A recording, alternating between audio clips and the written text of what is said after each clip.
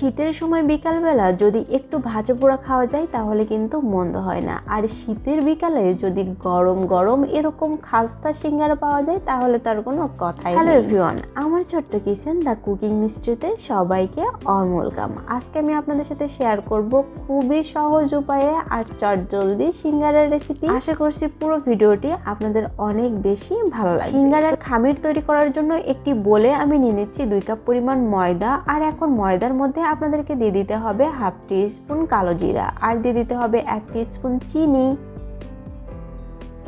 আর 1/4 teaspoon আমি এখানে দিয়ে দিচ্ছি লবণ। আর অবশ্যই অ্যাড করে নিতে হবে এখানে তেল। আমি 3 টেবিল স্পুনের মতো তেল দিয়ে দিলাম। এখন এই সমস্ত উপকরণ খুব ভালো করে ময়াম দিয়ে নিতে হবে।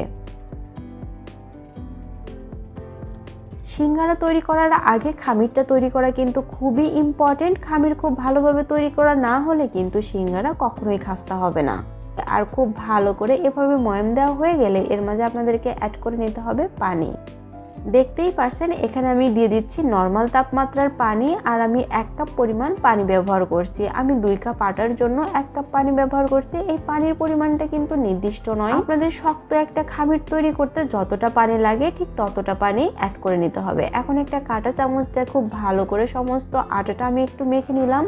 তারপর খুব ভালো করে হাত দিয়ে এটাকে আপনাদেরকে একবার খুব ভালোভাবে মথে নিতে হবে। দেখতেই পারছেন আমার ডোটা কতটা শক্ত হয়েছে, ঠিক এরকম করে একটা শক্ত ডো তৈরি করে নিতে হবে। এখন এই ডোটাকে আধা ঘন্টার জন্য রেস্টে রেখে দিব। এদিকে আমি পুরের জন্য সিক্রেট একটি মশলা তৈরি করে নেব। আর এর জন্য চুলায় একটি পাত্র বসিয়ে 1 স্টিক দিয়ে দিলাম দারচিনি, 2টা দিয়ে দিলাম এলাচ, আর এখন দিয়ে দিতে হবে 2টা লবঙ্গ, আর অবশ্যই এর মাঝে অ্যাড করে নিতে হবে কালো গোলমরিচ। এখানে 10-15টার মতো কালো গোলমরিচ আছে। আর দিয়ে দিতে হবে 1/4 টিস্পুন মৌরি, আর মৌরিটা কিন্তু অবশ্যই অ্যাড করতে ভুলবেন না। 4টা দিয়ে দিলাম শুকনো মরিচ। আর এখানে আপনাদেরকে 1/4 টিস্পুন অ্যাড করে নিতে হবে গোটা জিরা, আর অবশ্যই এখানে আপনাকে অ্যাড করে নিতে হবে 1 টিস্পুন গোটা ধনিয়া। এতক্ষণ কিন্তু আমার চুলার জালটা বন্ধ করা ছিল। এখন চুলার জালটা অন করে খুব ভালো করে এই মশলাগুলোকে আপনাদেরকে ভেজে নিতে হবে। আর যখন মশলাগুলো একদম ক্র্যাকেল করতে শুরু করবে তখন আপনাদেরকে এর মাঝে দিয়ে নিতে হবে 1 টিস্পুন লবণ। দেওয়ার কারণটা আপনাদেরকে একটু বলে দিয়ে, আর লবণ দিয়ে এই মশলাটা যখন আপনারা ব্লেন্ড করবেন তখন কিন্তু মশলাগুলো একদম মিহি হয়ে ব্লেন্ড হয়ে আসবে। এখন চুলায় একটি পাত্র বসিয়ে আমি দিয়ে দিচ্ছি 3 টেবিল স্পুন রান্নার তেল। তেল খুব ভালো করে গরম হয়ে গেলে হাফ টিস্পুন দিয়ে দিতে হবে 5 ফোড়ন, আর অবশ্যই 3-4টা অ্যাড করে নিতে হবে গোটা শুকনো মরিচ। এখন এই 5 ফোড়ন আর গোটা শুকনো মরিচটাকে তেলের সাথে 8-10 সেকেন্ড খুব ভালো করে একবার ফোড়ন তুলে নিতে হবে। তারপর এর মাঝে অ্যাড করে নিতে হবে হাফ কাপ পেঁয়াজ কুচি।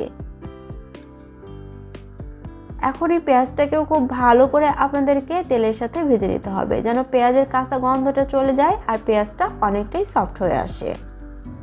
তারপর আপনাদেরকে এর মাঝে অ্যাড করে নিতে হবে আলু, যে আলুগুলো আমি আগে থেকেই কেটে ধুয়ে টুকরো করে রেখেছিলাম। আর আপনারা দেখতেই পারছেন আমি কিন্তু আলুগুলো এরকম ছোট ছোট ডুম করে কেটে নিয়েছি। ভালো করে এই মশলার সাথে আলুটাকে আপনাদেরকে একটু ভেজে নিতে হবে। যখন দেখবেন যে আলুর কালার চেঞ্জ হয়ে এসেছে আর খুব ভালো করে পেঁয়াজটাও গলতে শুরু করেছে, তখন আপনাদেরকে অ্যাড করে নিতে হবে মটরশুঁটি। এখানে আমি হাফ কাপ মটরশুঁটি ব্যবহার করছি, আমি ফ্রোজেন মটরশুঁটিটা ব্যবহার করেছি। আর এখন এই মটরশুঁটিটাকেও খুব ভালো করে ভেজে নিতে হবে। মটরশুঁটিতে কিন্তু একটু আলাদা একটা স্মেল থাকে, সে কারণে এই মটরশুঁটিটাকে আপনাদেরকে খুব ভালো করে ভেজে নিতে হবে যেন এই স্মেলটা চলে যেতে পারে। তারপর আমি এর মাঝে দিয়ে দিচ্ছি কাজু বাদাম। এখানে আমি 8-10টার মতো কাজু বাদাম খুব ভালো করে আগে থেকে ভেজে রেখেছিলাম, সেটা দিয়ে দিলাম। এখন খুব ভালো করে আরো বেশ কিছুক্ষণ সমস্ত কিছু একটু কষিয়ে নিতে হবে। যখন দেখবেন যে সমস্ত সবজি খুব ভালো করে কষানো হয়ে গেছে আর মটরশুঁটির কাঁচা গন্ধটাও চলে গেছে, তখন আপনাদেরকে এর মাঝে অ্যাড করে নিতে হবে আগে যে মশলাটা আমি তৈরি করেছিলাম সেটা। এখানে আমি পুরো মশলাটাই দিয়ে দিলাম। আর অবশ্যই অ্যাড করে নিতে হবে হলুদ 1 টিস্পুন। এখন আরও বেশ কিছুক্ষণ আপনাদেরকে কষিয়ে নিতে হবে। আমি কিছুটা পানি অ্যাড করে যাতে শুকনো মশলাগুলো কোনোভাবে পুড়ে যেতে না পারে। এখন খুব ভালো করে আরও বেশ কিছুক্ষণ এই আলুটাকে আপনাদেরকে কষিয়ে নিতে হবে। আর এভাবে কষানোর ফলে কিন্তু পুরটা খেতে অনেক বেশি টেস্টি হবে। চেষ্টা করবেন একটু সময় নিয়ে আলুটাকে কষিয়ে নেওয়ার। তারপরে অ্যাড করে নিতে হবে পরিমাণ মতো পানি। আলু সিদ্ধ হতে যতটা পানি লাগে ঠিক ততটা পানি অ্যাড করে নিতে হবে। আর পানিটা অ্যাড করার সময় কিন্তু একটু বুঝে করতে হবে যেন আলুটা গোটা গোটা থাকে কিন্তু খুব ভালো করে সিদ্ধ হয়ে যায়। আচ্ছা, আপনাদের একটা কথা বলে রাখি, আমার রান্নার প্রসেস কিংবা কুকিং চ্যানেল নিয়ে যদি আপনাদের কোনো রকম মতামত থাকে তাহলে অবশ্যই আমাকে কমেন্টস করে জানাতে ভুলবেন না। আপনাদের মতামত আমাদের কাছে অনেক বেশি গুরুত্বপূর্ণ। দেখতেই পারছেন আমার আলুটা কিন্তু খুব ভালো করে শুকনো হয়ে এসেছে, আর এর মাঝে আমি কিছুটা ধনিয়া পাতা অ্যাড করেছিলাম যাতে খুব সুন্দর একটা ফ্লেভার আসে পুর থেকে। আর এই পর্যায়ে কিন্তু আলুটাকে আপনাদেরকে চুলা থেকে নামানোর পরে আলুটাকে খুব ভালো করে ঠান্ডা করে নিতে হবে। আর এদিকে আধা ঘন্টা হয়ে গেছে আর আমার ডোটাও কিন্তু ভালোভাবে সেট হয়ে গেছে। আপনারা হয়তো দেখেই বুঝতে পারছেন আমার ডোটা কতটা শক্ত হয়েছে। ঠিক এভাবে একটু শক্ত করে ডোটাকে তৈরি করে নিতে হবে। ডোটাকে আমি পিঁড়িতে নিয়ে একটু ভালোভাবে মথে নিচ্ছি। আর এখন এরকম লম্বা করে এই ডোটাকে আপনাদেরকে একবার কেটে নিতে হবে। এভাবে ছোট লেচি করে কেটে নিতে হবে, তাহলে বেলতে সুবিধা হবে। আমি এখন একটা লেচি নিয়ে নিচ্ছি আর বাকিগুলো একপাশে ঢেকে রেখে দিব।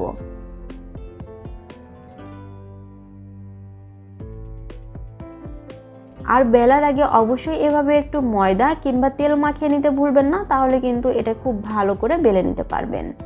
আর সিঙ্গারার খামির তৈরি করার সময় কিন্তু অবশ্যই আপনাকে রুটিটা এভাবে একটু লম্বা করে বেলে নিতে হবে।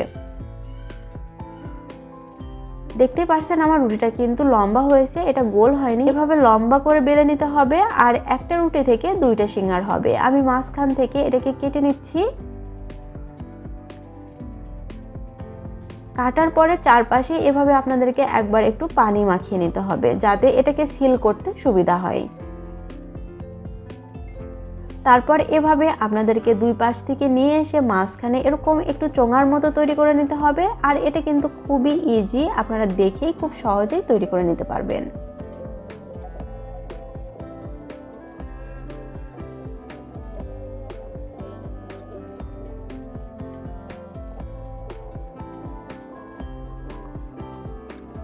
দেখতেই পারছেন এটা কিন্তু খুব ভালোভাবে তৈরি করা হয়ে গেছে। আর এখন মাঝখানে আমি যে পুরটা তৈরি করে রেখেছিলাম সেটা অ্যাড করে নিতে হবে।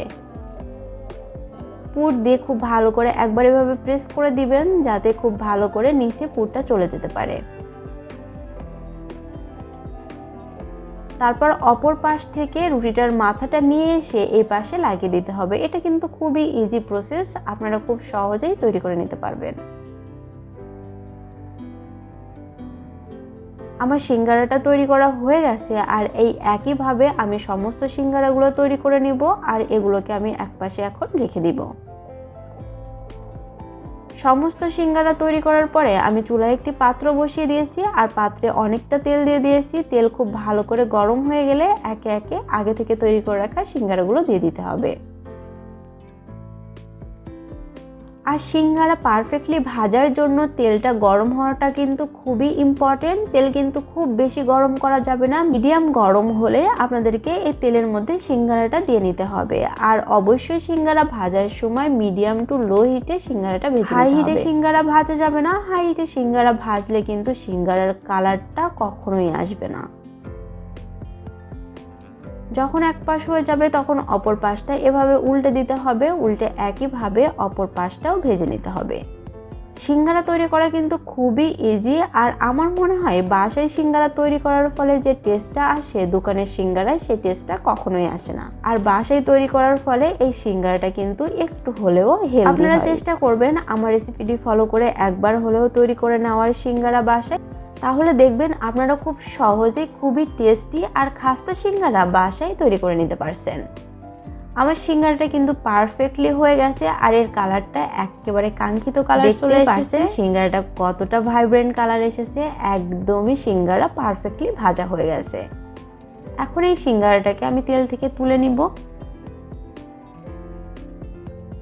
গরম গরম এই সিঙ্গারা খাওয়ার জন্য কিন্তু এখন একদমই রেডি। ভাজার পরে একটুও টাইম ওয়েস্ট করা যাবে না, গরম গরম এই সিঙ্গারাটা আপনারা পরিবেশন করে নেবেন। যে কোনো সস কিংবা পেঁয়াজ মরিচ দিয়ে খেতেও কিন্তু এই সিঙ্গারাটা অনেক বেশি টেস্টি। আজকের রেসিপি কেমন লাগলো আমাকে কিন্তু কমেন্টস করে জানাতে ভুলবেন না। যদি ভালো লেগে থাকে তাহলে অবশ্যই আমার চ্যানেলটি সাবস্ক্রাইব করার অনুরোধ রইল। পাশে থাকা বেল আইকনটি প্রেস করে দিবেন যাতে আমি কোনো ভিডিও আপলোড করলে সাথে সাথে তার নোটিফিকেশন পেয়ে যান।